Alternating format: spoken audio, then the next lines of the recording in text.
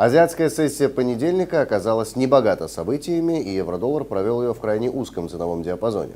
Сильная статистика из Китая и отступление долговых проблем в Европе продолжали поддерживать евро на достигнутых максимумах.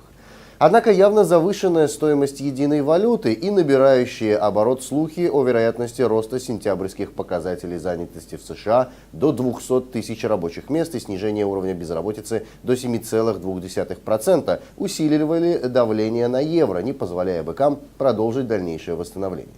В результате валюте так и не удалось пробиться к максимальному уровню пятницы и вторично протестировать сильный уровень сопротивления 1,37.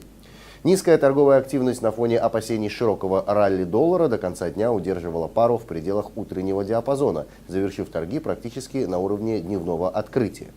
В нашем прогнозе на вторник предполагаем сохранение боковой динамики валюты вплоть до выхода американских данных по занятости в диапазоне 1.3650-1.3690.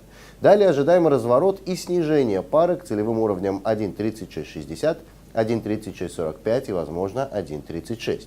Возобновление восходящей динамики пары станет актуальным только в случае последовательного пробоя уровней 1.3703 и 1.3710. Целью подъема тогда станет ценовой уровень 1.3750.